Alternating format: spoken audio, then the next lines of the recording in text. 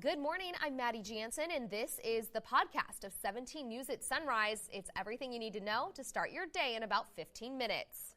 In the spirit of the Golden Empire, this is 17 News at Sunrise. Good morning. Right now at 5, Kern County supervisors prepare to hear budget recommendations amid the coronavirus crisis.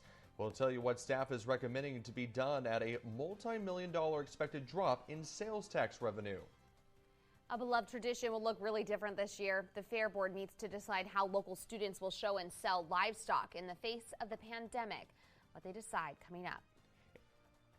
And school districts grapple with how to get kids back in the classroom. Some of the options being looked at for local high schoolers coming up on this Tuesday, June 30th, 2020. Good morning and thanks for joining us for 17 News at Sunrise. It is 5 a.m. on this Tuesday. I'm Alex Fisher along with Maddie Jansen. And Maddie, I cannot get over how beautiful it was yesterday. You know, we've seen some pretty extreme temperatures over the last several days. It was nice to kind of get this break before we kind of warm up again, but definitely not what we saw just a couple days ago. I walked outside yesterday morning for a walk, and I don't know what temperature it was, but I'm going to call it the perfect temperature. It was just beautiful, and looking for a little bit more of that today. Let's see what Kevin has to say about that. Well, we are going to see a warm-up. Yesterday, it wasn't bad. We hit 85 degrees. Again, we should be right around 94 this time of year. Our record temperature of 112 set back in 1901. So the 80s are out, the 90s are back. As we take a look at the skies right now, still dark out there, but a beautiful skyline with the Padre Hotel. And as we take a look at the satellite and radar, there's nothing to show you, and I don't see anything headed our way anytime soon. Just sunny skies will continue for us. 69 degrees, so a nice mild morning to start. We have a light wind out of the east at 5. Take a look at the hour-by-hour forecast. By 7 a.m., we should be right around 71. By noontime, 87. By 3 o'clock, sunny skies and 92. Into the mountains, 50 degrees in Tehachapi right now. A light wind out of the west-northwest at 3 miles per hour. And as we take a look at the wind forecast for today, we will see a light breeze pick up into the Kern County mountain locations. No advisories in place, but that typical afternoon breeze. As we take a look at the temperatures, starting out in the upper 50s, and then we'll be right near 80 throughout the afternoon. I've got more weather coming your way in just a little bit. For now, back over to you. All right, thanks, Kevin. Your time now is at 5:02. Kern County supervisors are set to review a multi-billion-dollar budget proposed for the next fiscal year. 17's Eitan Wallace reports the proposed budget includes cuts, but not for law enforcement. $3 billion. That's the estimated total for the Kern County 2020-2021 fiscal year proposed budget. A budget $102.9 million larger than last year, but the county says that is due to CARES Act coronavirus aid funding from the federal government. That money will go directly to individuals and businesses affected by the coronavirus emergency. It won't help pay the county's ongoing bills. County staff anticipates key revenue sources like hotel and sales taxes will be way down this year, leading to a reduction of $56.5 million in money to operate the county government. That, according to staff, is why most county departments will see a 7.5% cut from the general fund. The department spared from cuts the Sheriff's Office with a proposed allocation of $131.9 million. Eitan Wallace, 17 News. The proposed budget will not fund 22 vacant positions in the Kern County DA's office. And tonight on 17 News at 5, I'll have a report on how the cuts could affect local services. Meanwhile, deep tensions between Kern's leaders and the fire department's union are reaching a boiling point. Our county firefighters do not have a contract. They haven't had one for more than 2 years. The fire union and the county officials have met to try and renegotiate a new one, but have been unsuccessful. The county is preparing its budget for next fiscal year, and there are major changes on how firefighters are paid. Officials will make the recommendations at the meeting today. One of the changes to the fire department is to eliminate overtime payments above federal standards. The county says it could save millions of dollars from that change. The firefighters union says it is concerned more firefighters will leave Kern County. They say more than 40 have left the department over the past 3 years for higher wages. Now, you may remember back in December, I had a series of reports on the county fire department and the troubles its budget faces. There is a lot of information to unpack. We've created a special webpage that has all of our reporting and public documents regarding the fire department and its fire fund. You can find all of that on our website, kget.com. The future of the Kern County Fair is still undecided, but a decision was made about the livestock. The Kern County Fair Board met last night and announced the livestock show and sale will be held virtually this year. Exhibitors will have the opportunity to show and sell their animals online. CEO Mike Alcott acknowledged that many kids work hard to raise their animals for the fair. He said with all the unknowns about COVID-19, this is the only option to guarantee students get to show and sell their livestock. The board plans to make a decision about holding the fair at its July 20th meeting. Schools could look very different for students and staff if they head back to the classroom in the fall. The Kern High School District Board met to discuss a number of issues, one of which was how to get students and staff back into the classroom and keep them safe from COVID-19. A lot of ideas were tossed around, including a shorter school week, multiple lunch periods, among other options. In the end, there was no decision made at the meeting. The board wants to talk with teachers and stakeholders before making any decisions about the next school year. The board plans to hold a special session next month. Well, the movement to defund police departments is heading to the Kern High School District. A petition on the website change.org wants the KHSD Board of Trustees to cut about $4 million from the district's police department. It's an effort led by a group called the Kern Education Justice Collaborative. The group wants that money to go toward hiring more school counselors, nurses, and social workers. Other goals include hiring more diverse teachers to reflect the student population and implementing ethnic studies. The BPD officer who admitted to posing in blackface at an old Halloween party is back on the job. This is the photo in question. Christopher Moore was 15 years old and had dressed up as then President Barack Obama for a church costume party. BPD never identified Moore by name, but we spoke with his father, who said there were no racist intentions behind the costume. BPD says the officer told the department about the picture and he was placed on leave while Internal Affairs looked into it.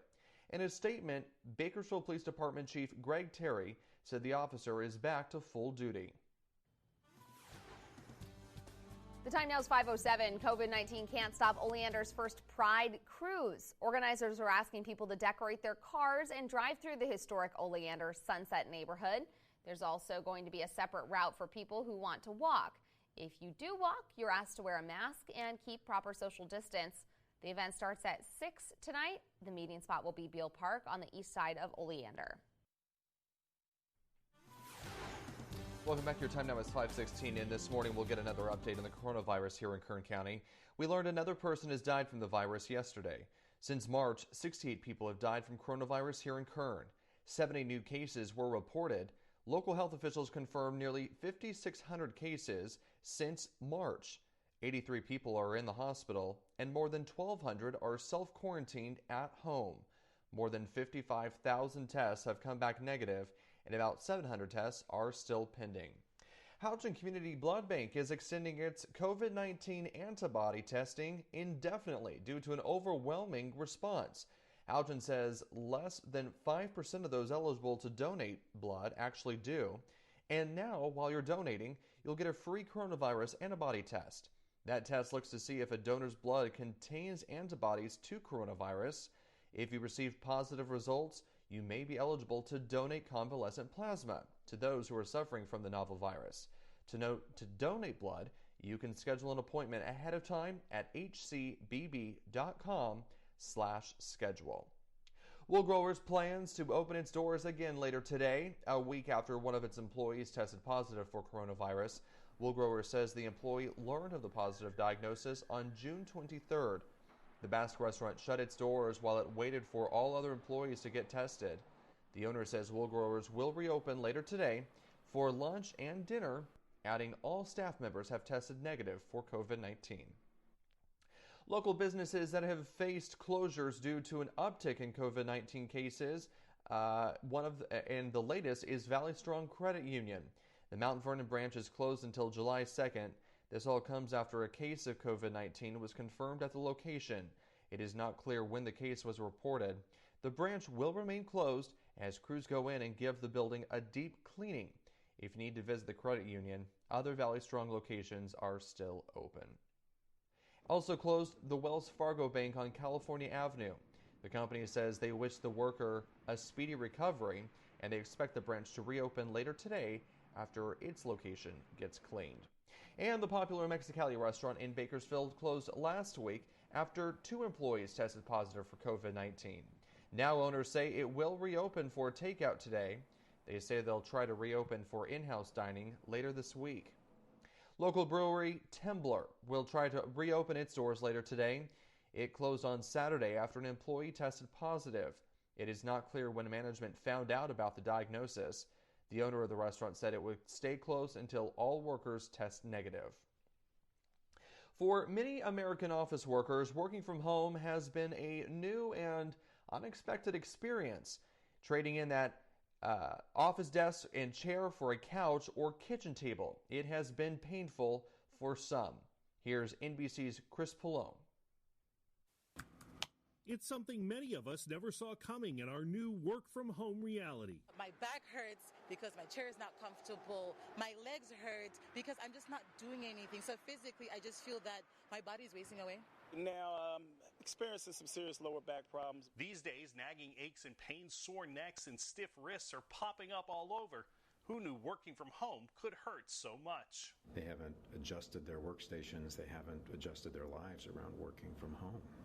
That means making your home office more like your real one, putting your monitor at eye level, using a wireless mouse and keyboard, finding the right chair and desk, even taking breaks and stretching to make sure nothing gets hurt.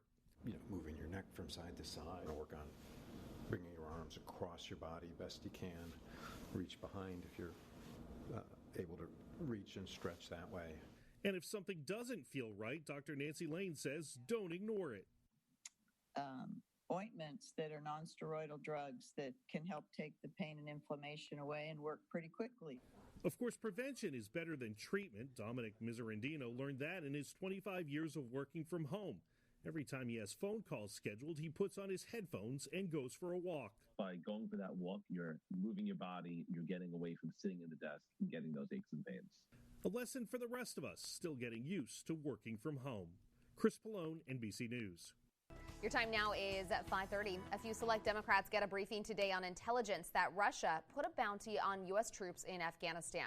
Our Washington correspondent Tracy Potts has that story this morning with denials on both sides. Russia denies paying cash for Taliban-linked militias to hunt down and kill U.S. soldiers. This is a 100% bull. It's non-diplomatic thing, but it's a bull. An official familiar with the intelligence says Americans died. Others say the information was never verified. The White House denies President Trump knew about it, despite a New York Times report that he got it in writing in February. The CIA director, NSA, National Security Advisor, and the Chief of Staff can all confirm that neither the president nor the vice president were briefed on the alleged Russian bounty intelligence. Democrats are asking, where is the outrage from him that he didn't know about this? This isn't some guessing game. There's going to be a detailed record of exactly what the president saw and when he saw it. Republicans claim it's all politics. Trying to make hay of that in an election year. Hey, coming up. A Pentagon spokesman says they have no evidence to prove troops were in danger. Now, the president's national security advisor reiterating what we've heard from the White House, that the president wasn't briefed, but says the administration was preparing in case they needed to take action. Tracy Potts, NBC News.